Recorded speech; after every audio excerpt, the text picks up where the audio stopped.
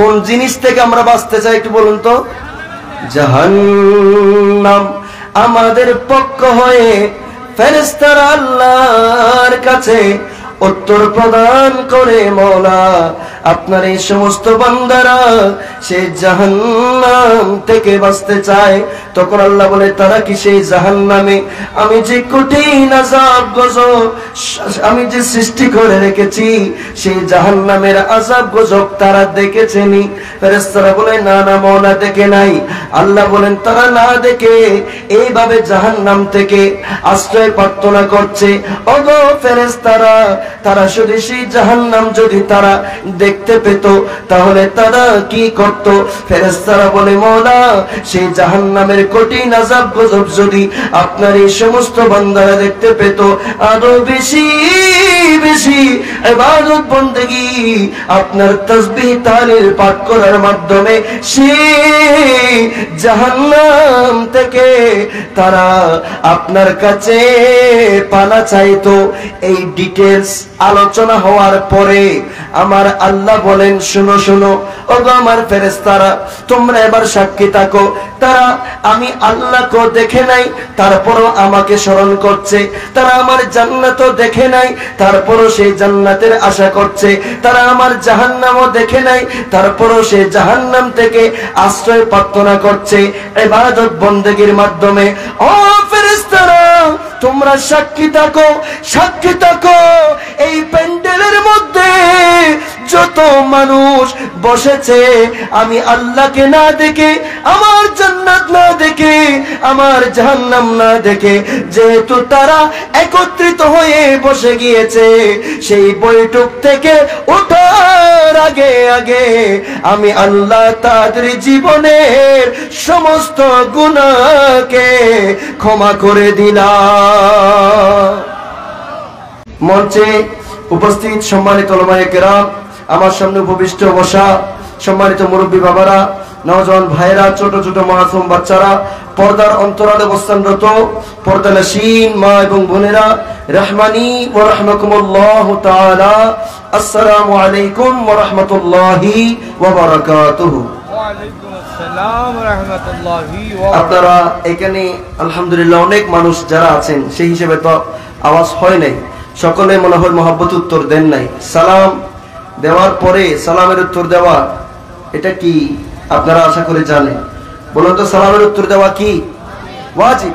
তো ওয়াজিব বড় না সুন্নাত থেকে ওয়াজিব বড় না? মানে আমার চাইতে আপনাদের উপর দায়িত্ব বেড়ে গিয়েছে, তো আপনাদের থেকে আদায় করতে হবে না? এবং এই সালামের জবাবের মাধ্যমে আমি আন্তরিকতা কতটুকু, মহাব্বত কতটুকু, আপনাদের সাপোর্ট কতটুকু সেটা আমি বুঝতে পারবো। সেজন্য সবাই একটু মহাব্বতে সালামের উত্তর দিবেন। আসসালামু আলাইকুম ওয়া রাহমাতুল্লাহি ওয়া বারাকাতুহু। ওয়া আলাইকুম আসসালাম ওয়া রাহমাতুল্লাহি। রব্বে করিমের দরবারে বেহদ বেশুমার শুকরিয়া আদায় করছি যে রব্বে করিম আল্লাহ, আমি নালায়েক গুনাহগারকে আপনাদের মহাব্বত এবং আন্তরিকতার কারণে গত বছর এসেছিলাম।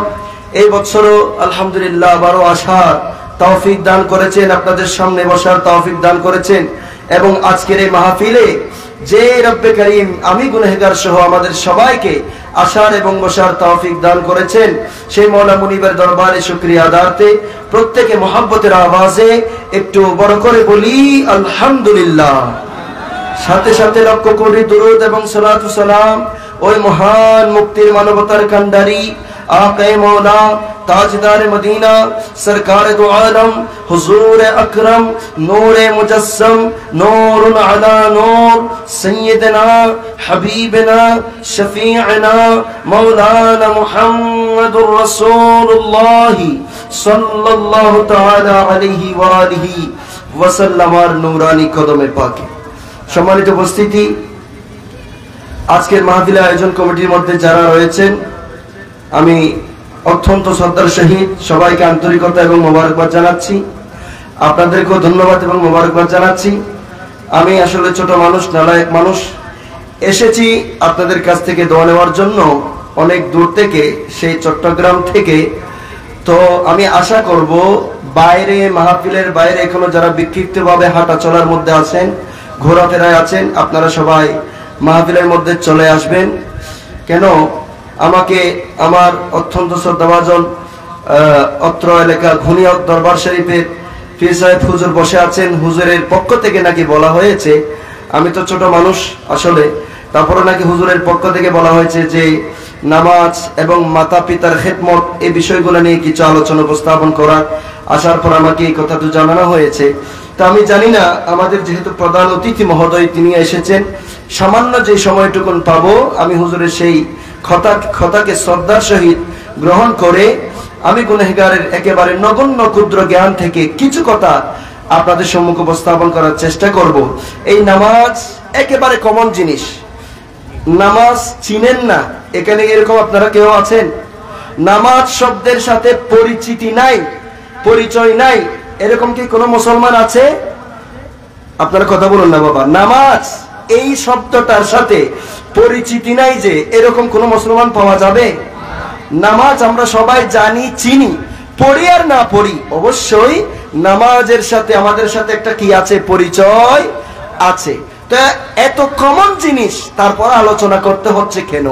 আলোচনা করতে হচ্ছে এই জন্য, জিনিস কমন, একেবারে পরিচিত জিনিস, কিন্তু দেখা যায় শতকরা 80, 90, 95% মুসলমানের জীবন থেকে এই জিনিসগুলো আস্তে আস্তে অনেক কাছে আসতেছে নাকি দূরে সরে যাচ্ছে? দূরে সরে যাচ্ছে। সেজন্য আমরা সেই জিনিসগুলা এই জন্য বলা দরকার যাতে আমরা আবারও সেই জিনিসগুলোর সাথে রিলেটেড হয়ে যায়। সেজন্য আমি জানি না কতক্ষণ সময় পাই, আর আমি সেই বিষয়ের উপর কোন স্টাডি করে আজকের মাহফিলের জন্য আসি নাই। তারপরেও হুজুরের কথাকে শ্রদ্ধার সহিত গ্রহণ করে আমার ক্ষুদ্র জ্ঞান থেকে আমি কিছু কথা আপনাদের সম্মুখে উপস্থাপন করার চেষ্টা করব। মাতা পিতার খেদমতের কথা এবং নামাজের কথা, আমি মুসলমান হিসেবে নামাজ আমাকে কি উপকার দেয় এবং নামাজ না পড়ার কারণে আমরা কি ক্ষতির সম্মুখীন হচ্ছি, এই নামাজ আমাদের জীবনে কতটুকু উপকার লাভ দিবে, এই বিষয়গুলা জানা বর্তমান সমাজে প্রতিটা মুসলমানের উপর অবশ্যই অবশ্যই ফরজ। নামাজ পড়া ফরজ না নফল? একটু আমার সাথে কথা বলবেন। নামাজ পড়া ফরজ নাকি নফল? ফরজ। আল্লাহ কয় ওয়াক্ত ফরজ করেছেন? নামাজ 5 ওয়াক্ত। সবাই জানে, আপনারা সবাই বলছেন। সেজন্য নামাজ যেহেতু ফরজ, সেজন্য সেই নামাজের গুরুত্ব সম্পর্কে জানা সেটাও ফরজ, আবশ্যক। সেজন্য আমি বিনয়ের সাথে অনুরোধ জানাবো, আপনারা এখনো যারা বাইরে বিক্ষিপ্ত ভাবে ঘুরেফেরায় আছেন, হয়তো প্রধান অতিথি মহোদয় আসলে আপনারা আসবেন, কোরআন সুন্নাহর আলোচনা হুজুরও করবেন। এখন আগ থেকে যে আলোচনাগুলো হচ্ছে সেই আলোচনাগুলো কোরআন সুন্নাহর আলোচনা। সেজন্য কোরআন সুন্নাহর মজলিস যেখানে হবে সেখানে আমাদেরকে ঢুকে যেতে হবে। বাইরে বাইরে হাঁটলে এই প্যান্ডেলের যেই গুণাগুণ, যেই মর্যাদা, সেটা পাওয়া যাবে ইনশাআল্লাহ। আমি ধারাবাহিক নামাজ সম্পর্কে এবং এরপরে মাতা পিতার খেদমত নিয়ে কিছু কথা বলার চেষ্টা করব। আজকে আমরা এই মাহফিলে যে এসেছি, আজকে আমরা এই প্যান্ডেলের মধ্যে যে এসেছি, বসেছি, এখানে আসাটা কি গুরুত্ব, এখানে আমরা কেন আসলাম, আজকে বসার কারণে কোন ফজিলত রব্বে করিমের পক্ষ থেকে আমাদেরকে দেওয়া হবে, আল্লাহ আমাদের জন্য কে নিয়ামত রেখেছেন, সেই বিষয়টা আমাদের একটু জানা দরকার। সেজন্য একটি হাদিস পাক আপনাদের সম্মুখে আমি উপস্থাপন করতে যাচ্ছি। সম্মানিত উপস্থিতি, ভাইরা আমার, বাবারা আমার, আপনাদের একটু মনোযোগ কামনা করছি। আপনাদের কি মনোযোগ আছে? আগে শুনুন, এখানে কেন এসেছেন, কেন বসেছেন, যারা বসেছেন কি ফজিলত, কি মর্তবা আল্লাহর কাছে আমাদের সবাই নিয়ত করবেন। আমরা যতক্ষণ বসবো, আলোচনা শুনবো, একমাত্র কার সন্তুষ্টির জন্য? আল্লাহ এবং আল্লাহর প্যার রাসূল পাক সাল্লাল্লাহু আলাইহি ওয়া আলিহি ওয়াসাল্লামের সন্তুষ্টি অর্জনের জন্য ইখলাসের নিয়তে যদি আমরা আসতে পারি, বসতে পারি, তাহলে আমরা সার্থক। কেমন সার্থক? হাদিস পাকের মধ্যে আল্লাহর প্যারা রাসূল পাক সাল্লাল্লাহু আলাইহি ওয়াসাল্লাম নবুয়তের নূরানি জবান পাক ইরশাদ করেছেন, আল্লাহর পক্ষ থেকে আসমানি জগতে কতগুলো স্পেশাল ফেরেশতাদেরকে আমার আল্লাহ দায়িত্ব দিয়েছেন, আমার আল্লাহ ডিউটি দিয়েছেন। ওগো আমার ফেরেশতারা, তোমরা জমিনের মধ্যে যাও, জমিনের মধ্যে গিয়ে দেখো সেই জমিনের মধ্যে আমার যে সমস্ত বান্দারা আমি আল্লাহর জিকির করছে, জমিনের মধ্যে আমার কোন বান্দারা আমি আল্লাহর গুণগান করছে, আমি আল্লাহর স্মরণ করছে, আমি রব্বে কারীমের জিকিরকারী, আমি আল্লাহর গুণগানকারী, সেই সমস্ত বান্দাদেরকে ওগো আমার ফেরেশতারা তোমরা খুঁজে খুঁজে বের করে নিয়ে আসো। এইভাবে যখন ডিউটি দেওয়া হয় আল্লাহর পক্ষ থেকে, ওই ফেরেশতারা আসমান থেকে জমিনে অবতীর্ণ হয়ে জমিনের মধ্যে বিচরণ করে চলতে থাকে। চলতে চলতে হঠাৎ করে যখন দেখে এই ঘুনিয়াউকের জমিনে আজকের ঈদগাহের ময়দানের মধ্যে আল্লাহর কতগুলো বান্দারা একসাথে জড়ো হয়ে প্যান্ডেলের মধ্যে সাইমানার নিচে বসে সেখানে ইবাদত বন্দেগী করছে। আজকে এই মাহফিলের শুরু থেকে কোরআনুল কারীমের তেলাওয়াত হয়েছে কিনা? কোরআনুল কারীমের তেলাওয়াত হয় নাই? নাতে মুস্তাফা হয় নাই? ওয়াজ ও নসিহত, তাকরীর, জিকির, আজকার, এক কথায় যা যা কিছু হয়েছে সব কিছু ইবাদত কার জন্য? আল্লাহর জন্য ইবাদত। সব কিছু আল্লাহকে স্মরণ করা মূলত। কথা বলুন ঠিক কিনা? সেজন্য আল্লাহ ওই ফেরেশতাদেরকে দায়িত্ব দেন, যাও জমিনের মধ্যে গিয়ে আমার ওই বান্দাগুলাকে খুঁজে বের করো যারা জমিনে বসে বসে আমি আল্লাহকে স্মরণ করছে। হাদিসে পাকে আসছে, যখন এইভাবে আমরা আজকে যেভাবে বসেছি এইভাবে যখন বসে আমাদেরকে দেখতে পায়, তখন ওই ফেরেশতারা নাকি একজন আরেকজনকে ডাকতে শুরু করে, ও আমার সহপাঠী ভাইরা, আল্লাহ আমাদেরকে যে দায়িত্ব দিয়ে এই জমিনের মধ্যে পাঠিয়েছে, আসো আসো আসো সেই দায়িত্ব পালন করার জন্য ছুটে আসো। দেখা যায় ওই গুনিয়াউকের জমিনে আল্লাহর কিছু বান্দারা একত্রিত হয়ে আল্লাহর গুণগান, প্রশংসা, আল্লাহর ইবাদতের মধ্যে লিপ্ত আছে। চলো চলো আমরা তাদের কাছে চলে যাই। আমার নবীজি বলেন, ওই রহমতের ফেরেশতারা আমাদের চারপাশে এসে তারা একজন আরেকজনের সাথে লাগালাগি করে সারিবদ্ধভাবে, আজকে আপনারা কাপড়ের প্যান্ডেল করেছেন, ঘেরাও দিয়েছেন, ওই আসমানি জগতের নূরানি ফেরেশতারা আমাদের চারদিকে নূরানি ঢানা দিয়ে ঘেরাও করে ফেলে। সুবহানাল্লাহ, একটু বড় করে বলবেন না? তাহলে আজকে এই মাহফিলের চতুর্পাশে যে কাপড়ের প্যান্ডেলের ঘেরাও দেখতে পাচ্ছেন, এটা আমরা দেখতে পাচ্ছি, ঠিক আছে। এখানে কি শুধু এই প্যান্ডেল সীমাবদ্ধ, নাকি রহমতের ফেরেশতাদের নূরানি পাকা কি রয়েছে, ঘেরাও রয়েছে? তাদের সেই নূরানি ডানা দিয়ে একজনের উপর আরেকজন এভাবে যখন ঘেরাও করে ধরে, উচ্চতা যেতে যেতে যেতে যেতে আসমান পর্যন্ত যখন চলে যায়, তখন আল্লাহ নাকি জিজ্ঞেস করে ওই ফেরেশতাদের কাছ থেকে, ওগো আমার ফেরেশতারা, তোমরা যে আমার এই সমস্ত বান্দাদেরকে ঘেরাও করে ধরেছো, তাদেরকে ঘিরে বসেছ, তোমাদের মাঝখানে তারা সেখানে বসে বসে কি করছে? আচ্ছা, এই দুনিয়াতে আমরা কি করছি না করছি আমার আল্লাহ জানে কি জানে না? জানে। তারপরেও ফেরেশতাদেরকে আমাদের মাহাত্ম্য, আমাদের গুণাগুণের কথা ফেরেশতাদের মুখে স্বীকার করানোর জন্য, আমাদের মর্যাদা তুলে ধরার জন্য, আল্লাহ আমাদের শান আজমত বোঝানোর জন্য ওই ফেরেশতাদের কাছ থেকে জিজ্ঞেস করে আমার সেই সমস্ত বান্দারা দুনিয়াতে বসে বসে কি করছে, দুনিয়াতে বসে বসে কি করছে? তখন তারা নাকি উত্তর দেয়, আল্লাহ আপনার এই পাগল পারা বান্দারা দুনিয়াতে বসে বসে আপনি রব্বে কারীম কারীমের জিকির করছে। সুবহানাল্লাহ, একটু বড় করে বলেন না। একবার সুবহানাল্লাহ যদি বলতে পারি আমরা, হাদিসে পাকে এসেছে আমার আল্লাহ মিজানের পাল্লাকে সওয়াব দিয়ে পরিপূর্ণ করে দিবেন। এবং একবার সুবহানাল্লাহ বলার সাথে সাথে আসমান থেকে জমিন পর্যন্ত যে খালি জায়গাটা রয়েছে এই পুরা খালি জায়গাটা আমার আল্লাহ সওয়াব দিয়ে ভরপুর করে দেয়। সুবহানাল্লাহ আসতে হবে না জোরে হবে? দেখি বলুন তো, সুবহান, একটু বড় করে বলুন না, আরে একটু বড় করে বলুন। আমি তো লাগাতার কথা বলছি, হ্যাঁ, শক্তি খরচ হচ্ছে আমার। আপনারা মাঝে মধ্যে সুবহানাল্লাহ, আলহামদুলিল্লাহ, আল্লাহু আকবার, নারায়ে তাকবীর এই জিকিরগুলা আপনারা করতে পারবেন না?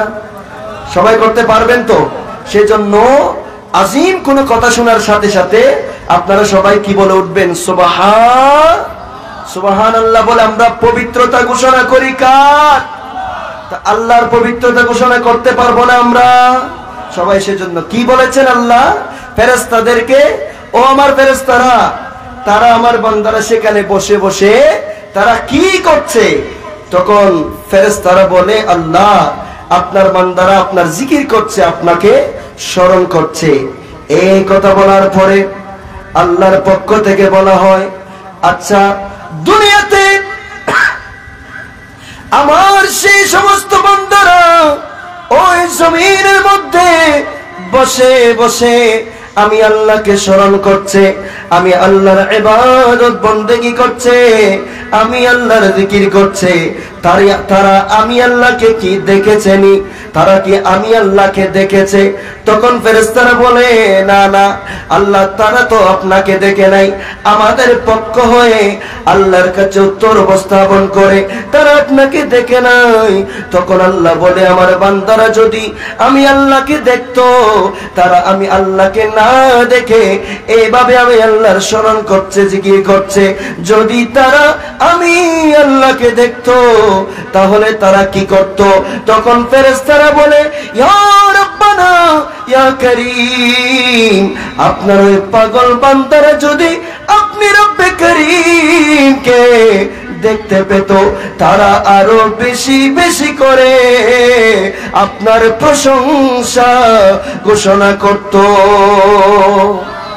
এরপরে বলে আচ্ছা আমার বান্দারা আমাকে না দেখে আমার জিকির করছে, আমার ইবাদত করছে, তারা যে ইবাদত করছে কোন জিনিসের আশায়, তারা কি জন্য ইবাদত করছে? আমি কোন কাজ করব, অবশ্যই কোন একটা বিনিময় আমাদের দরকার আছে কিনা? প্রত্যেক কাজের বিনিময় আছে কিনা? তা আল্লাহ বলবেন কোন জিনিসের জন্য তারা আমি আল্লাহর গুণগান করছে।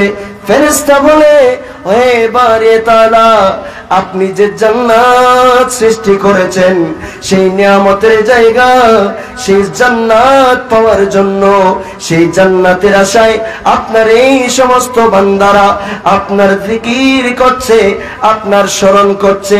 একথা বলার পর আল্লাহ আবারও প্রশ্ন করেন তারা কি আমার সেই সৃষ্টি জান্নাত দেখেছিনি? আল্লাহর কাছে ফেরেশতারা উত্তর দেয় না না মাওলা, তারা তো সেই জান্নাতও দেখে নাই। আল্লাহ বলেন ওগো ফেরেশতারা, জান্নাত না দেখে এইভাবে ইবাদত বন্দেগী আমি আল্লাহর গুণগান করছে, যদি তারা জান্নাত দেখতো তখন কি হতো?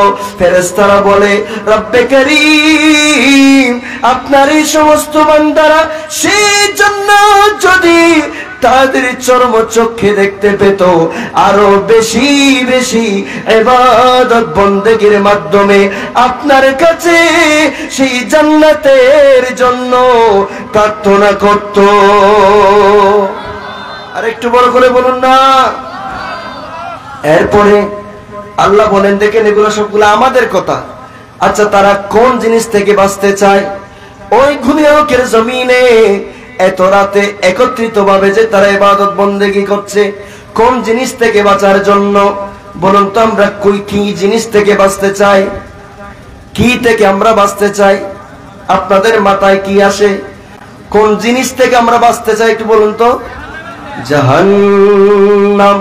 আমাদের পক্ষ হয়ে ফেরেশতারা আল্লাহর কাছে উত্তর প্রদান করে, মওলা আপনার এই সমস্ত বান্দারা সেই জাহান্নাম থেকে বাঁচতে চায়। তখন আল্লাহ বলে, তারা কি সেই জাহান্নামে আমি যে কঠিন আযাব গজব আমি যে সৃষ্টি করে রেখেছি সেই জাহান্নামের আযাব গজব তারা দেখেছেনি? ফেরেশতারা বলে, না না মওলা, দেখে নাই। আল্লাহ বলেন, তারা না দেখে এইভাবে জাহান্নাম থেকে আশ্রয় প্রার্থনা করছে। ওগো ফেরেশতারা, তারা শুধু সেই জাহান্নাম যদি তারা দেখতে পেত তাহলে তারা কি করত? ফেরেশতারা বলে, মওলা সেই জাহান্নামের কঠিন আযাব গজব যদি আপনার এই সমস্ত বান্দারা দেখতে পেত, আরো বেশি বেশি ইবাদত বন্দেগী আপনার তাসবিহ তাহলিল পাঠ করার মাধ্যমে সেই জাহান্নাম থেকে তারা আপনার কাছে পানা চাইতো।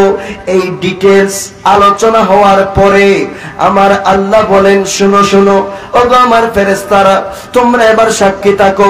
তারা আমি আল্লাহকে দেখে নাই, তারপরও আমাকে স্মরণ করছে। তারা আমার জান্নাতও দেখে নাই, তারপরও সেই জান্নাতের আশা করছে। তারা আমার জাহান্নামও দেখে নাই, তারপরও সেই জাহান্নাম থেকে আশ্রয় প্রার্থনা করছে ইবাদত বন্দেগীর মাধ্যমে। ও ফেরেশতারা, তোমরা সাক্ষী থাকো, সাক্ষী থাকো। এই প্যান্ডেলের মধ্যে যত মানুষ বসেছে আমি আল্লাহকে না দেখে, আমার জান্নাত না দেখে, আমার জাহান্নাম না দেখে, যেহেতু তারা একত্রিত হয়ে বসে গিয়েছে, সেই বৈঠক থেকে ওঠার আগে আগে আমি আল্লাহ তাদের জীবনের সমস্ত গুনাহকে ক্ষমা করে দিলাম। তাহলে এই মাহফিলে আমরা যে বসেছি, ফজিলত মর্তবা এগুলা আমার কথা নয়, এটা বুখারী শরীফের মধ্যে রয়েছে। হাদিসে পাকটা ঘোষণা হচ্ছে আল্লাহর প্রিয় রাসূল পাকের, আমার নবী পাকের কথার উপর আপনাদের কি কারো কোনো সন্দেহ আছে?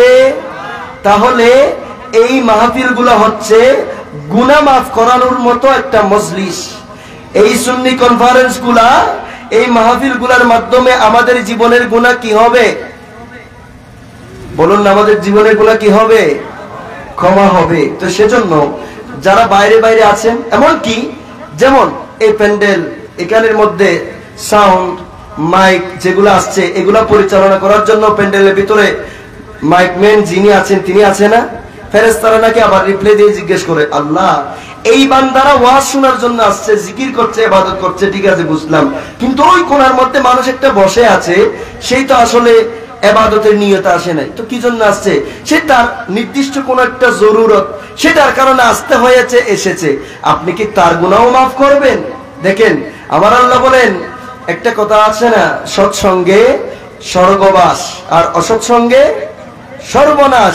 তুই যেহেতু সৎ মানুষের সাথে তার সঙ্গ হয়েছে, নিয়ত যেটাই হবে হোক, সেই মজলিসে থাকার কারণে আমি আল্লাহ তার গুনাহও ক্ষমা করে দিলাম। তাহলে দেখেন, সেজন্য আমি হাদিসে পাকটা বলার কারণ হচ্ছে, এখানে আমার অনেক ভাইয়েরা বাবারা দেখতেছি বাইরে বাইরে ঘোরাফেরায় আছেন। তা আপনারা বাইরে ঘোরাফেরায় থাকলে এই সওয়াবকে পাওয়া যাবে? পাওয়া যাবে না। সেজন্য সবাইকে আমি অনুরোধ করবো, আপনার মাহফিলের মধ্যে চলে আসুন। ইনশাআল্লাহ আমি এখনই আমার ধারাবাহিক সে আলোচনা বিষয়ের উপর কিছু কথা বলবো। মওলা করিম আমাদের সবাইকে ইখলাসের নিয়তে শেষ পর্যন্ত ধৈর্য সহকারে বসার তৌফিক দান করুন। একটু সবাই বড় করে বলুন আমিন। সালাতুনিয়া সালামুনিয়া হাবিবাল্লাহ আলাইকুম সালাতুনিয়া, একটু মহব্বতে।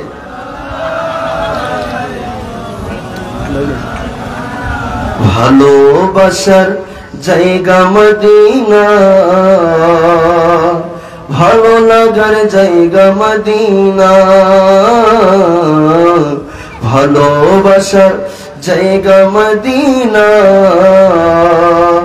ভালো লাগার জায়গা মদিনা। মদিনা শরীফ এটা কিসের জায়গা? ভালোবাসার জায়গা, এটা ভালো লাগার জায়গা। যদিও বা মদিনা শরীফের নাম শুনলে আমাদের মুসলমান নামদারি অনেকের কিছু কিছু চুলকানি হয়, তারপরেও মদিনা এটা তো আমাদের ঈমান। কথা বলুন ঠিক কিনা? সেজন্য শায়ের বলছেন, ভালোবাসার জায়গা মদিনা, ভালো লাগার জায়গা মদিনা, ভালোবাসার। আপনাদের কোনো আওয়াজ নাই, সবাই মহব্বতে পড়েন না। ভালোবাসার জায়গা মদিনা, ভালো লাগা। এই আওয়াজ হবে না, আরো বড় করে বলুন, ভালোবাসার জায়গা মদিনা, ভালো লাগা। এত সুন্দর জায়গা কোথাও দেখি না। মদিনাতুল মুনাওয়ারার মতো সুন্দর কি আর কোথাও আছে?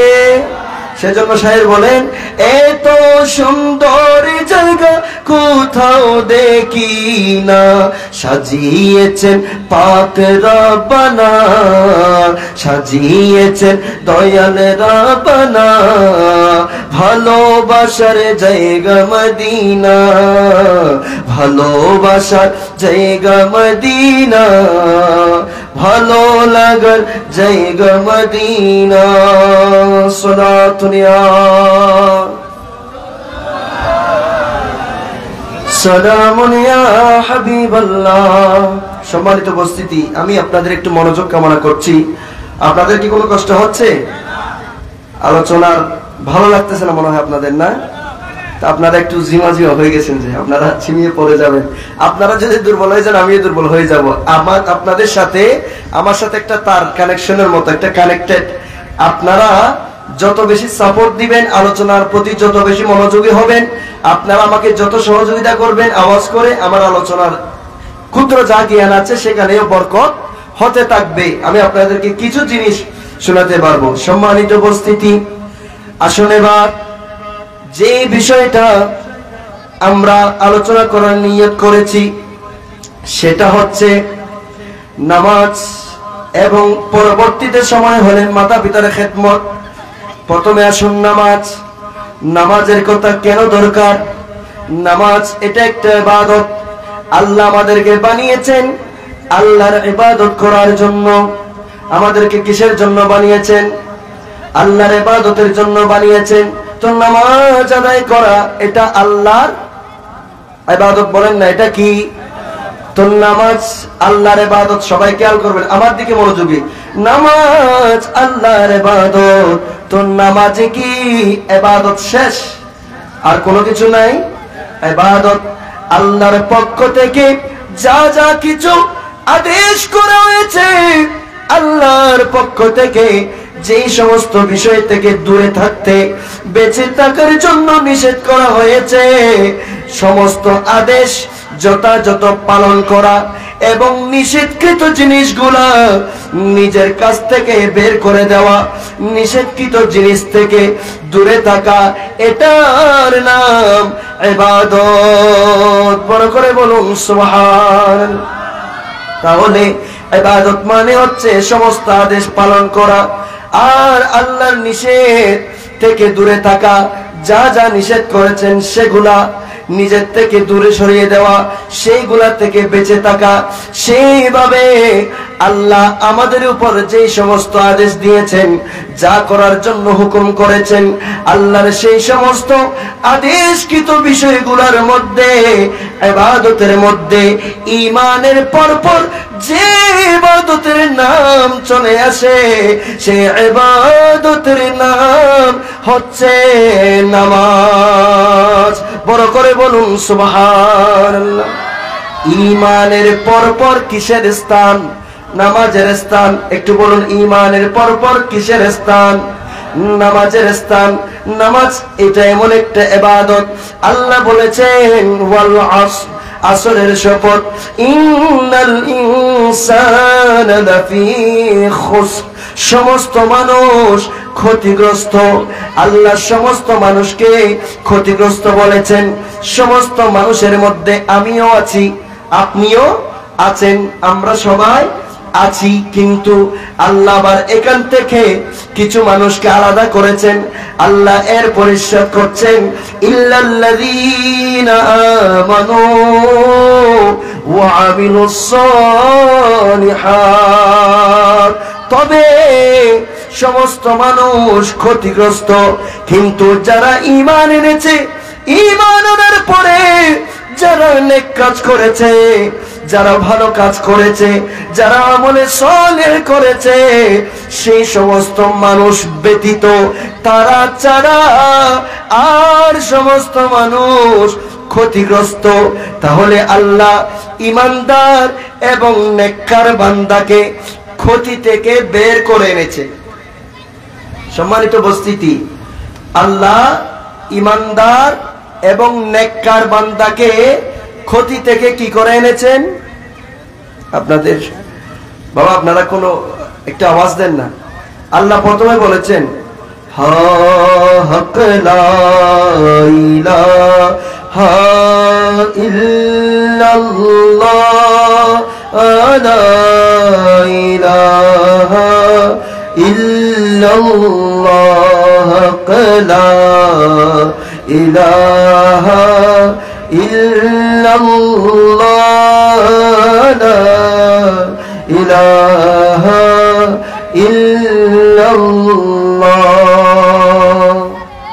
সম্মানিত উপস্থিতি, এখানে প্যান্ডেলে যদি এলোমেলো হয়, আলোচনার মোড়টা তো নষ্ট হয়ে যাবে, এটা স্বাভাবিক। তো আপনারা একটু কষ্ট করে, তো পরিবেশটা সুন্দরভাবে থাকতে হবে, সেজন্য এখন ঠিক আছে? আর কোনো প্রবলেম আছে? আমার মানে ধাঁচ যেটা আছে সেটা নষ্ট হয়ে যাবে, আপনাদের ভালো লাগবে না। আপনারা সবাই মনোযোগী হবেন। আমি যে আলোচনাগুলো করছি এগুলা কোরআন সুন্নাহর আলোচনা। কোরআন সুন্নাহর আলোচনা মজলিসের একটা আদব থাকতে হবে, একটা সৌন্দর্য থাকতে হবে। আপনাদের মনোযোগ আছে তো? এখন ঠিক আছেন সবাই? আমি কি বলেছিলাম কথাগুলো একটু খেয়াল করেন।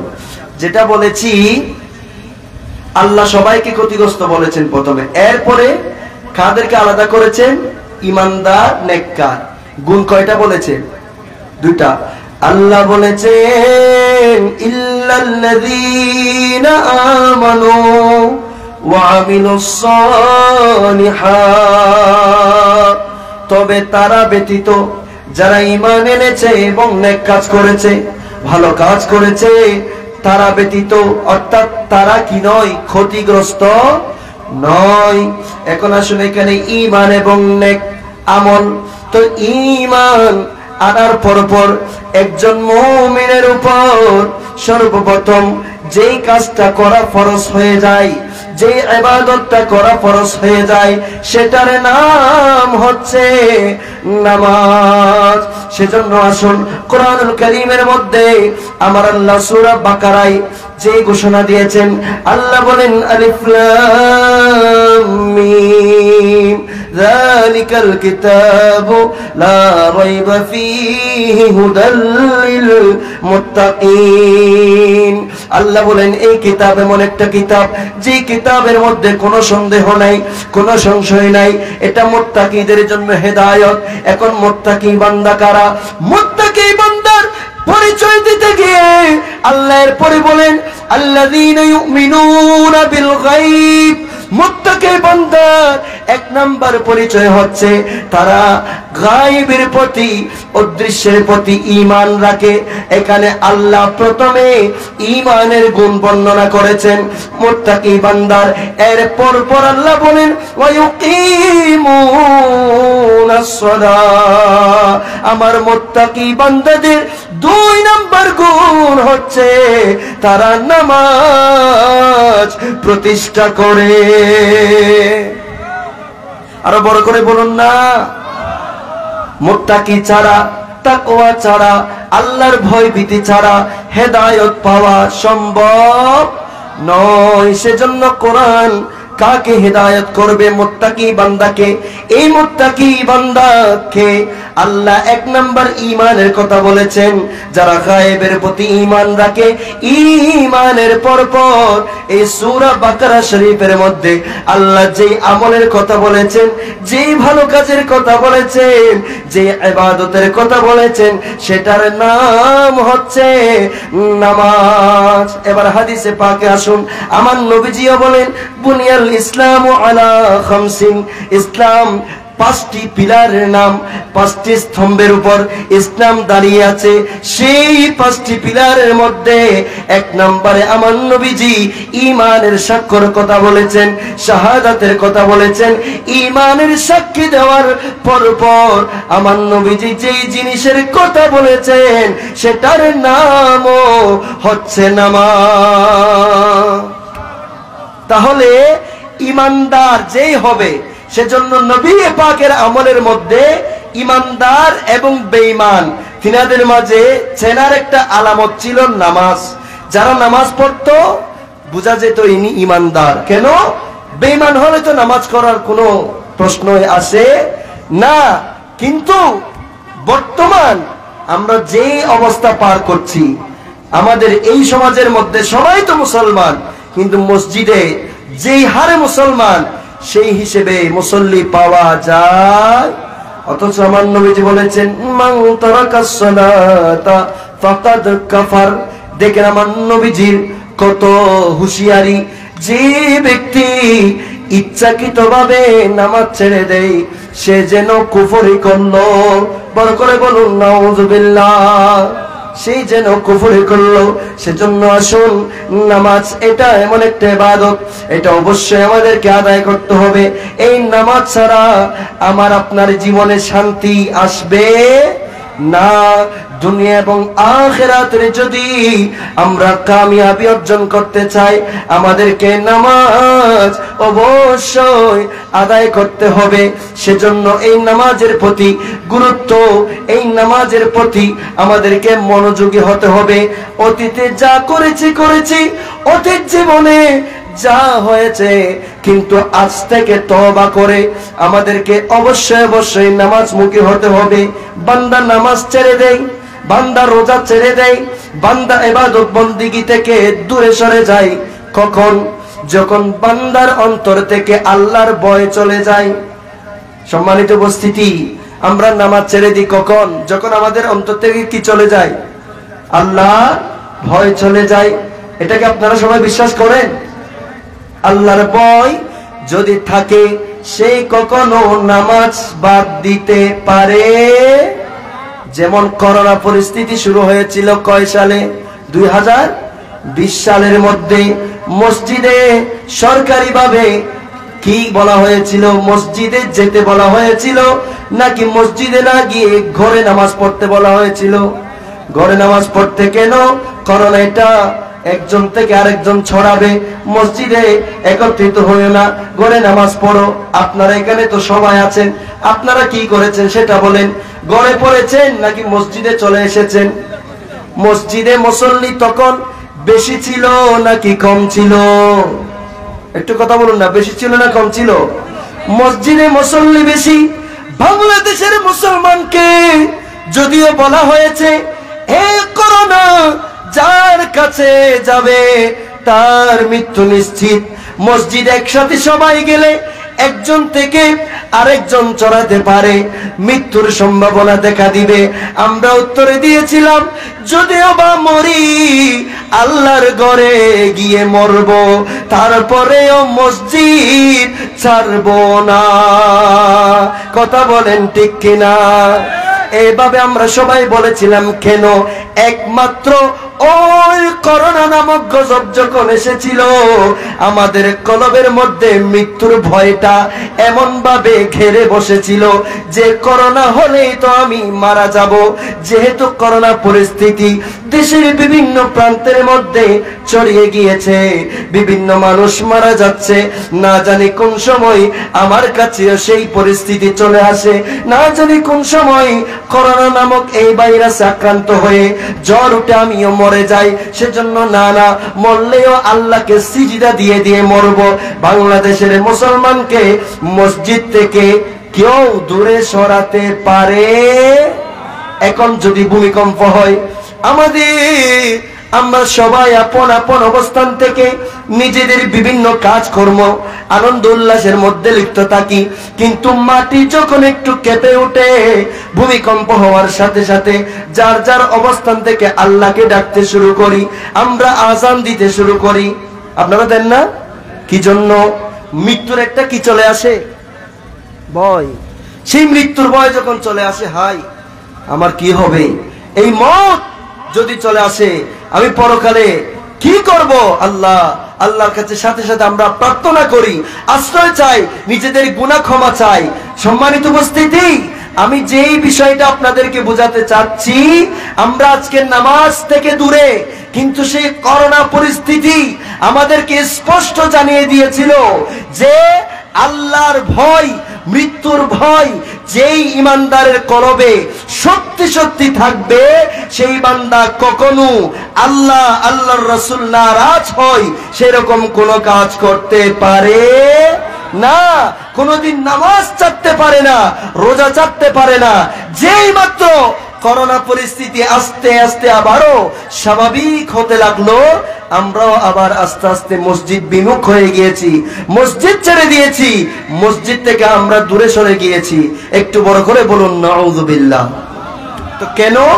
আমি যেই জিনিসটা আপনাদেরকে বোঝাতে চাচ্ছি, মূলত সেই বিষয়টা হচ্ছে ওই আল্লাহর ভয়, মওতের ভয় যথাযথ না থাকার কারণে আমরা নামাজমুখী না, আমরা নামাজ আদায় করতে পারছি না।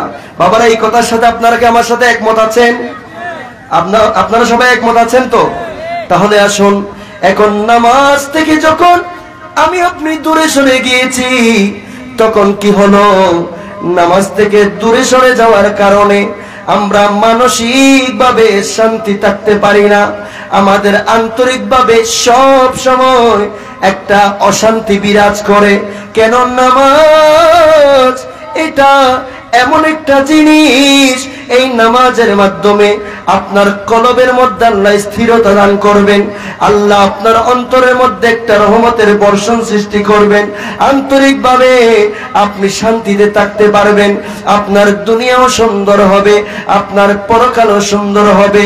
সেজন্য সামাজিকভাবে এই নামাজকে অবশ্যই অবশ্যই প্রতিষ্ঠা করা আল্লাহর হুকুম অনুযায়ী ফরজ।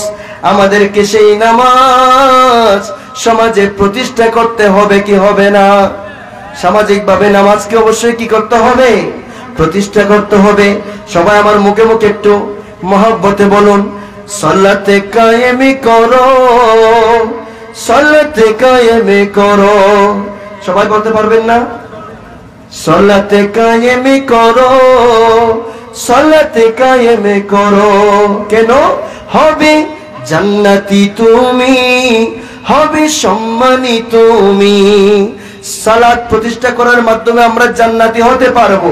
এবং নামাজি ব্যক্তিকে সবাই সম্মান করে কি করে না? সবাই মহব্বত করে কি করে না? নামাজি ব্যক্তিকে সবাই সম্মান করে, মহব্বত করে। সেজন্য বলছেন সালাতে কায়েমে করো, সালাতে কায়েমে করো। সবাই সালাতে কায়েম করো, সালাতে কায়েমে করো। হবে সম্মানী তুমি, হবে জান্নাতি তুমি। পাবে কাল হাসরে শীতল ছায়া আরশে আযীম। রব্বিয়াল আলা, রব্বিয়াল আযীম, রব্বিয়াল আলা, রব্বিয়াল আযীম। মুমিন তুমি, সালাত তোমার মস্ত পরিচয়। ইমানদারের পরিচয় নামাজের মাধ্যমে বহন করে। ইমানদারের পরিচয় কিসের মাধ্যমে বহন করে? নামাজের মাধ্যমে বহন করে। মুমিন তুমি, সালাত তোমার মস্ত পরিচয়। আজকে আছে দুনিয়া তোমার, কালকে হবে লয়। নিজ পরিচয় আঁকড়ে ধরো, সালাত তুমি কায়েম করো, নিজ পরিচয় আঁকড়ে ধরো, সালাত তুমি কায়েম করো, তবেই তো মুমিন। রব্বিয়াল আলা রব্বিয়াল আযীম, রব্বিয়াল আলা রব্বিয়াল আযীম। সালাত কায়েম করো, সালাত কায়েম করো, সালাত কায়েম করো, সালাত কায়েম করো, হবে সম্মানী তুমি, হবে জান্নাতি তুমি, পাবে কাল হাসরে শীতল ছায়া আরশে আযীম। রব্বিয়াল আলা রব্বিয়াল আযীম। আল্লাহুম্মা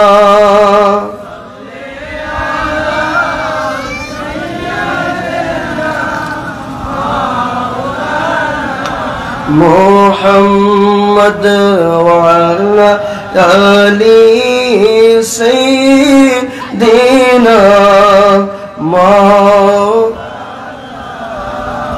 আপনাদের কি খিদা লাগছে নাকি? ক্ষুধা পেয়েছে পেটে? শক্তি কমে গেছে?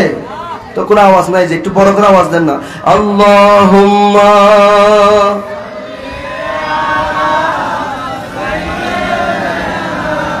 মাওলানা মুহাম্মদ ওয়া আলা আলি সাইয়্যিদিনা। সম্মানিত বাবারা আমার, ভাইয়ের আমার, গভীর ভাবে মনোযোগ দিবেন। নামাজ নামাজ নামাজ ইমানদারের জন্য আল্লাহ ফরজ করেছেন। কেন? আল্লাহ বলেন, ইন্নাস সালাতা তানহা আনিল ফাহশাই ওয়াল মুনকার। আল্লাহ বলেন, নিশ্চয়ই বান্দার নামাজ তাকে অশ্লীল এবং গর্হিত কাজ থেকে, খারাপ কাজ থেকে বাঁচিয়ে রাখে। নামাজের মাধ্যমে মানুষ অশ্লীল কাজ থেকে দূরে থাকে, নামাজের মাধ্যমে মানুষ গর্হিত কাজ থেকে দূরে থাকে, নামাজের মাধ্যমে। সেজন্য যেই ব্যক্তি নামাজি, যেই ব্যক্তি নামাজ আদায় করে, তার নামাজের মাধ্যমে একটা পরিবর্তন আসে জীবনের মধ্যে। দেখা যায় এক মানুষের নামাজ নাই, নামাজের কোনো খবর নাই, তার পাক পবিত্রতারও কোনো খবর নাই। সেই বান্দা যখন যা ইচ্ছা তখন তাই করে বসে। কিন্তু যে ব্যক্তি নামাজি, যে ব্যক্তি কালামি, যে নামাজের প্রতি তাগিদ, সে সব সময় পবিত্র থাকার চেষ্টা করে। কেন? আজান দেওয়ার সাথে সাথে কি আদায় করতে হবে? নামাজ আদায় করতে হবে। সেজন্য আল্লাহ বলেন, এই নামাজ এমন একটা ইবাদত, ইন্নাস সালাতা তানহা আনিল ফাহশাই ওয়াল মুনকার, যে নামাজ, বান্দার নামাজ তাকে অশ্লীল এবং গর্হিত খারাপ কাজ থেকে দূরে রাখে। এখন আসুন, নামাজের মাধ্যমে আমাদের কাছ থেকে অশ্লীল এবং গর্হিত খারাপ কাজ দূরে সরে যাবে। কিন্তু দেখা যায় অনেক নামাজি নামাজও পড়ে, আবার বিভিন্ন খারাপ কাজও করে। নামাজির মধ্যে দুই ধরনের নামাজি আছে। একজন মানুষ নামাজ পড়ে সুন্দর চলে, আল্লাহকে ভয় করে, মাতা পিতার সেবা করে, মুরব্বীদেরকে শ্রদ্ধা করে, সেই বান্দা খারাপ কাজ করে না। আর কিছু মানুষকে দেখা যায় নামাজ আদায় করে এদিকে সুদ খায়, নামাজ আদায় করে এদিকে ঘুষ খায়, নামাজ আদায় করে এদিকে অশ্লীলতার মধ্যে, গালাগালির মধ্যে, বেফাস কাজকর্মের মধ্যে লিপ্ত আছে। মানুষ কয়ভাবে পাওয়া যায়? দুই ভাবে। এখন দুই ক্যাটাগরির মানুষের মধ্যে আল্লাহ তো বলেছেন নামাজ বান্দাকে অবশ্যই অশ্লীল এবং গর্হিত কাজ থেকে দূরে রাখবে। কিন্তু এখানে এই অবস্থা কেন? কারণ হচ্ছে শুধু নামাজ আদায় করলে হবে না, সেই নামাজ আদায় করার মধ্যে আদায় করার মতো করতে হবে। সেজন্য নামাজ এমনি পড়লাম, নামাজ পড়ার আগে আমাদেরকে পবিত্রতা অর্জন করতে হয় উযুর মাধ্যমে। কিসের মাধ্যমে? উযুর মাধ্যমে পবিত্রতা অর্জন করতে হয়। যদি উযুর মাধ্যমে পবিত্রতা অর্জন না করে, তার নামাজ হবে না। আপনারা যারা অনেক পিছনে পিছনে, আমার যুবক ভাইরা যারা আছেন, একটু মনে হয় সামনে চলে আসলে আমার কথাগুলো আর একটু মনোযোগ দিয়ে আপনারা শুনতে পারতেন। এখন আমি বলতেছি, আপনারা ওই দূরে দূরে বসে থাকার কারণে কথাগুলো শুনতেছেন, মানে একটা কাছে থাকলে যে একটা আকর্ষণ সেটা হচ্ছে না। এখানে মাঝখানে মাঝখানে সব ফাঁকা জায়গা, অনেক দূরে দূরে আপনারা বসে আছেন। একটু দরুদ শরীফ পড়তে পড়তে সবাই কি চলে আসবেন কষ্ট করে? আমি দরুদ শরীফ পড়বো, বাকি বাকি সবাই চলে আসেন একটু সামনে, তা আমার থেকেও ভালো লাগবে, আপনার থেকেও ভালো লাগবে। আল্লাহুম্মা সাল্লি আলা সাইয়্যিদিনা মুহাম্মাদ নাবিয়িনা শাফিঈনা মাওলানা মুহাম্মদ। খোদার দরবারেতে শুকর নবীর উম্মত হয়েছি, দুনিয়াতে থেকে যেন জন্নত আমরা পেয়েছি। আল্লাহুম্মা সাল্লি আলা মুহাম্মাদ নাবিয়িনা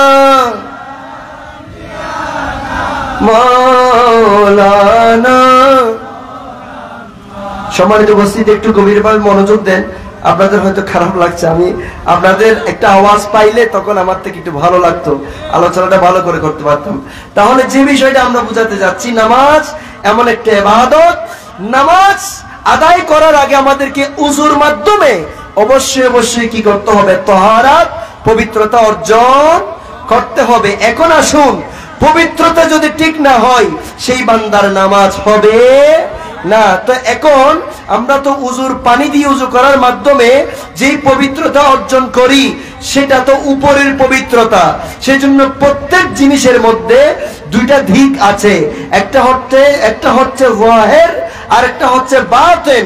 এখন দেখা যায় আমি উপর উযু করেছি ঠিক আছে, কিন্তু ওই ভিতরের কলব যে একটা জিনিস আছে, সেই ভিতরের অন্তরের পবিত্রতা আমি অর্জন করতে পারি নাই। নামাজ আদায় করার আগে উপরে পানি দ্বারা উযু করে যেভাবে উপরের পবিত্রতা অর্জন করি, ঠিক সাথে সাথে আমাদের কলবের পবিত্রতাও কি করতে হবে? অর্জন।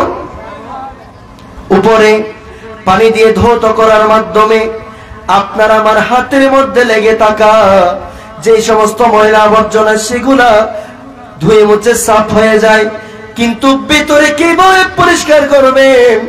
ভিতরে পরিষ্কার হচ্ছে, ভিতরের কিছু ময়লা আছে, সেই ময়লাগুলা কি?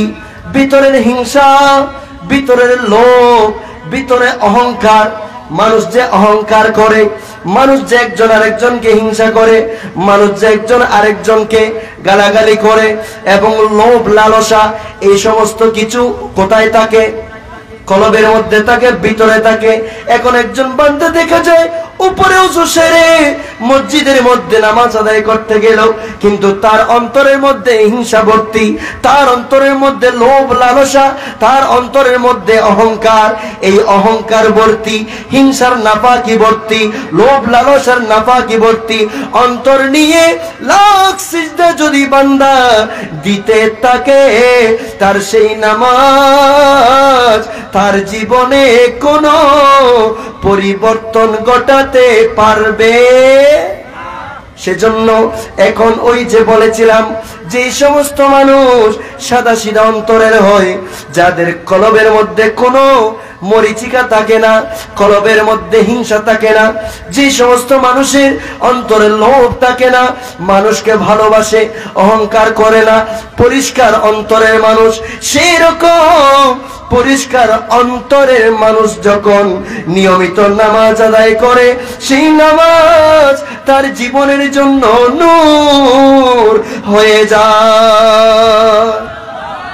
কিন্তু যারা অহংকার ভর্তি অন্তর নিয়ে মসজিদে যাবে, নামাজ আদায় করবে, মসজিদ থেকে বের হয়ে আবারও মানুষকে হিংসা করে, আবারও মানুষের প্রতি বিভিন্ন ধরনের বিদ্বেষ পোষণ করে, অহংকার দেখায়, লোভ লালসা ভর্তি, সেজন্য আমরা নামাজ আদায় করার আগে চিন্তা করতে হবে, আমি উপরের উযু দ্বারা উপরের পবিত্রতা যেভাবে অর্জন করছি, এইভাবে ঠিক আমার কলবকেও কি করতে হবে, পরিষ্কার করতে হবে। আমি যদি কাউকে হিংসা করে থাকি, আজ থেকে হিংসা করব না। আমার ভেতরে যদি লোভ থাকে, আমি আর লোভ লালসা করব না। আমার ভেতরে যদি অহংকার থাকে, আমি আর এই অহংকার করব না। কেননা আমি তো আল্লাহর একজন বান্দা, আমি তো সাধারণ একজন মানুষ, আমি সব সময় রব্বে কারীমের দিকে রুজু থাকব, আমি তো আল্লাহকে এখন সিজদা করব। এই নম্রতা ভদ্রতা যার কাছে থাকবে, সেই নামাজি, সেই কালামি, এই নামাজের মাধ্যমে জীবনের মধ্যে আযীম মহান একটা পরিবর্তন চলে আসে, তার জীবনও সুন্দর হয়, তার পরকালও সুন্দর হয়ে যায়। বড় করে বলুন সুবহান। সেজন্য দেখেন আল্লাহ এখানে বলেছেন নামাজ বান্দাকে খারাপ এবং অশ্লীল কাজ থেকে দূরে রাখবে। এখন কোন বান্দার কেমন নামাজ তাকে খারাপ কাজ থেকে দূরে রাখবে? সেজন্য সূরা মুমিনুনের মধ্যে আমার আল্লাহ ঈমানদারদের কথা উল্লেখ করেছেন, কদ আফলাহাল মুমিনুন। আল্লাহ বলেন ঈমানদারগণ সফল কাম। যারা ঈমানদার তারা কি সফল? ঈমানদারগণ, আমরা সবাই ঈমানদার কিনা? একটু সবাই হাত তুলে বলুন, আমরা সবাই ঈমানদার কিনা? আচ্ছা, ঈমানদার কেন? ইমানের মূল হচ্ছে আমার নবীজি। ইমানের মূল কি? আমার নবীজি। আবার নবী বিদ্বেষী যারা আছে, নবীজির শানে বেয়াদবি করে, সেই সমস্ত মানুষও নামাজ আদায় করে না। বরং দেখা যায় তারা নামাজে আমাদের চাইতে আরো একটু কি অ্যাডভান্স, আরো বেশি সজাগ। কিন্তু এখানে কথা আছে, নামাজ আল্লাহর কাছে কবুল হওয়ার জন্য উসকে লাখ সজদে ভি কাম নেহি आएगा, अज़मते मोहम्मद से क़ल्ब जिसका खाली है। लाख सिजदा যদিও কেউ দেয়, যদি নবীজির শান আজমত থেকে অন্তর খালি হয়, আমার নবীজির প্রতি যথাযথ মহাব্বত ভক্তি শ্রদ্ধা যার অন্তরে থাকবে না, তার লাখ সিজদা কোন লাভ হবে? সেজন্য ঈমান হচ্ছেন আমার নবী। ঈমানকে আমার নবী। সেজন্য ঈমানের মধ্যে যাদের বিভিন্ন ধরনের ত্রুটি রয়েছে, তারা দেখবেন নামাজের কথা ঠিক বলবে, তারা রোজার কথা ঠিক বলবে, পর্দার কথা ঠিক বলবে, ইবাদতের কথা ঠিক বলবে, সবকিছু বলে বলে এসে লাস্টে ওই আমার নবী পাকের কথা যখন আসবে, সেখানে সে একটা ফতোয়া মারি দিবে, নবী তো শুধু 40 বছরের নবী, এর আগে নবী ছিলেন না, মদিনা শরীফ যাওয়ার দরকার নাই, মদিনা শরীফের মধ্যে দোয়া কবুল হয় সেরকম কোন স্থান নাই। বড় করে বলুন নাউযুবিল্লাহ। এই নবী বিদ্বেষী কথাগুলোর কারণে স্পষ্ট হয়ে যায় ঈমানের মধ্যে কি রয়েছে গন্ডগোল। বলুন না, ঈমানের মধ্যে কি রয়েছে গন্ডগোল। তো গন্ডগোল ঈমানদার, গন্ডগোল ঈমানের অধিকারী হয়ে তার লাখ সিজদা কি কোনো কাজে আসবে? সেজন্য আল্লাহ কি বলেছেন? ইল্লাল্লাযীনা আমানু বলেছেন, আগে ঈমানের কথা বলেছেন। যারা ঈমানদার ওয়া আমিলুস সালিহাত, এরপরে যারা নেক কাজ করে, সেই সমস্ত বান্দারাই হচ্ছে ক্ষতি থেকে নিষ্কৃতি পেয়েছে, আল্লাহ ক্ষতি থেকে বের করে নিয়েছেন। সেজন্য ঈমান যার ঠিক থাকবে না, তার লাখ সিজদা আমার আল্লাহর দরবারে কবুল হবে। যেমন আল্লাহ বলেন, ওয়া মিনান নাসি মান ইয়াকুলু আমান্না বিল্লাহি ওয়া বিল ইয়াউমিল আখির ওয়া মা হুম বিমুমিনিন। মানুষের মধ্যে এমন কিছু মানুষ আছে যারা সম্মানিত উপস্থিতি, হুজুর যেহেতু এসেছেন আমি আলোচনা শেষ করে দিচ্ছি 5 মিনিটের মধ্যে। এই কয়েকটা কথা খেয়াল করুন, যে নামাজের কথা যে বললাম, ঈমান ঠিক থাকলে তখনই নামাজ আমাদের কি আসবে, কাজে আসবে। সেজন্য আল্লাহ বলেছেন ওয়ামিনান নাসি মান ইয়াকুলু আমান্না বিল্লাহি ওয়া বিল ইয়াউমিল আখির ওয়া মা হুম বিমুমিনিন, যে মানুষদের মধ্যে এমন কিছু মানুষ আছে যারা দাবি করে আমরা আল্লাহর উপর ঈমান এনেছি, পরকালের উপর ঈমান এনেছি। আল্লাহ বলেন ওয়া মা হুম বিমুমিনিন, আমার আল্লাহ বলেন তারা ঈমানদার নয়। যেই ঈমানদার দাবি করবে কিন্তু তার মধ্যে আমার নবীজির তাজিম থাকবে না, আমার নবী পাক সম্পর্কে বিভিন্ন ধরনের শান আযমতের মধ্যে বেয়াদবি করবে, তার আমল তার নামাজ কোনো কিছু আমার আল্লাহ কবুল করবেন না। আল্লাহর ঘোষণা অনুযায়ী তিনারা ঈমানদার হতে পারে না। সেজন্য আমার আল্লাহ ঈমানদারের কিছু গুণ বর্ণনা করার পরে শুধু কাফের সম্পর্কে ইন্নাল্লাযীনা কাফারু সাওয়াউন আলাইহিম এই আয়াতে পাক থেকে শুরু করে দুটো মাত্র কাফের সম্পর্কে আয়াত অবতীর্ণ করেছেন, কাফেরের কথা তুলে ধরেছেন। এরপরে ওয়ামিনান নাসি মান ইয়াকুলু বলে মুনাফিক কাফের যারা আছে, যারা উপরে ঈমান প্রকাশ করে ভিতরে আমার নবীজি সম্পর্কে বিভিন্ন বিদ্বেষ পোষণ করে, সেই রকম নামদারি মুসলিম মুনাফিক, তাদের কথা বলতে বলতে আমার আল্লাহ দীর্ঘ লম্বা আলোচনা করেছেন। কারণ আমার আল্লাহ বুঝাতে চেয়েছে কাফের থেকে মুনাফিক অনেক বেশি জঘন্য, কাফের থেকে মুনাফিক অনেক বেশি। বাইরের শত্রু খারাপ নাকি ঘরের শত্রু? ঘরের শত্রু ভয়ঙ্কর বেশি না? যে বন্ধু সেজে ভেতরে ভেতরে আপনার জন্য গর্ত করে সেই বেশি ভয়ঙ্কর, নাকি প্রকাশ্যে যে আপনার শত্রু? কোনটা ভয়ঙ্কর বেশি? যে ব্যক্তি আপনার বন্ধু সেজে আপনার জন্য গর্ত করে। সেজন্য মুনাফিকরা হচ্ছে উপর ঈমানদার দাবি করে কিন্তু প্রকৃতপক্ষে ঈমানদার নয়। সেজন্য সেই রকমের যারা ঈমানদার দাবিকৃত আমার নবী পাকের শানে বেয়াদবি করে, তাদের লাখ সিজদা কোনো কাজে আসবে না। কিন্তু ঈমানদার যারা, তাদের নামাজ, এই নামাজের মাধ্যমে তারা আল্লাহর নৈকট্য অর্জন করতে পারে। তো ঈমানদারের নামাজ কেমন হতে হবে? সেজন্য আমার আল্লাহ বলেন প্রকৃতপক্ষে যারা আমার নবীজির সম্মান, তাজিম, ভক্তি, মহব্বত অন্তরের মধ্যে ধারণ করে তারা হচ্ছে সফল ঈমানদার।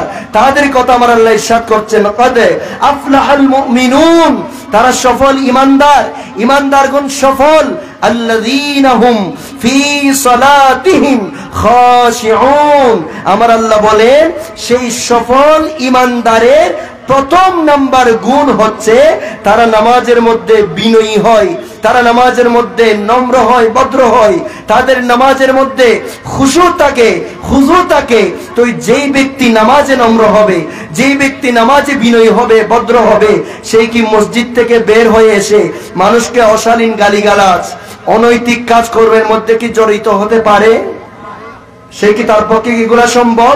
তাহলে নামাজ যখন, নামাজের মধ্যে যখন বিনয়ী থাকবে, নম্রতা থাকবে, সেই ঈমানদার সফল ঈমানদার হিসেবে। এখন সেই বিনয়ী নম্রতা কিভাবে আসবে? হাদিসে জিবরিলের মধ্যে ঈমান সম্পর্কে, ইসলাম সম্পর্কে, ইহসান সম্পর্কে আমার নবী পাকের কাছে হযরতে জিবরাইল আলাইহিস সালাম এসে প্রশ্ন করেছেন, ইয়া রাসূলুল্লাহ। এখানে ঈমান ইসলামের প্রশ্ন করতে করতে লম্বা হাদিস শেষে প্রশ্ন করেছেন ইহসান সম্পর্কে। তখন আমার নবীজি ইরশাদ করেছেন আনতা আবুদাল্লাহ কাআন্নাকা তারাহু ফাইন লাম তাকুন তারাহু ফাইন্নাহু ইয়ারাক। আল্লাহর প্যারা রাসূল পাক সাল্লাল্লাহু আলাইহি ওয়াসাল্লাম ইরশাদ করেছেন যে ইহসান হচ্ছে এমন মাকাম, ইহসান হচ্ছে এমন একটা স্টেশন, যখন তুমি ইবাদত করবা তখন এইভাবে ইবাদত করো যেন তুমি আল্লাহকে দেখছো। আর আল্লাহকে দেখার সেই শক্তি, সেই যোগ্যতা বান্দা যদি তোমার কাছে না থাকে, তাহলে তুমি এই ধারণা, এই বিশ্বাস রাখো আমার আল্লাহ তো তোমাকে দেখছে। বড় করে বলুন সুবহান। আল্লাহকে দেখো, সেভাবে ইবাদত করো, অন্তত এতটুকু পর্যন্ত ঈমান রাখো, আল্লাহ তো আমাকে দেখছেন। সেজন্য এই মকাম, আল্লাহ আমাকে দেখছেন, এই ধ্যান চিন্তা চেতনা নিয়ে যেই মানুষ ইবাদত বন্দেগী করতে পারে সেই মানুষ ইহসানের মকাম অর্জন করে। আর তার মধ্যে নম্রতা আসে, বিনয় আসে। আমার আল্লাহ বলেন ইন্নাল্লাহা ইউহিব্বুল মুহসিনিন, সেরকম মুহসিন বান্দাকে আমার আল্লাহ মোহাব্বত করেন, ভালোবাসেন। সেজন্য এই নামাজের মাধ্যমে মানুষ মুহসিন হয়, মুত্তাকি হয়, দুনিয়া এবং আখিরাতের কামিয়াবি অর্জন হয়। মওলা করিম আমাদের সবাইকে ঈমান ঠিক রেখে বেশি বেশি নেক কাজ, ভালো কাজ, নামাজের মতো নামাজ আদায় করে আল্লাহ এবং আল্লাহর প্যারা রাসূল পাক সাল্লাল্লাহু আলাইহি ওয়াসাল্লামের সন্তুষ্টি অর্জন করার তৌফিক দান করুন। একটু মহব্বতে সবাই বলুন তো আমিন।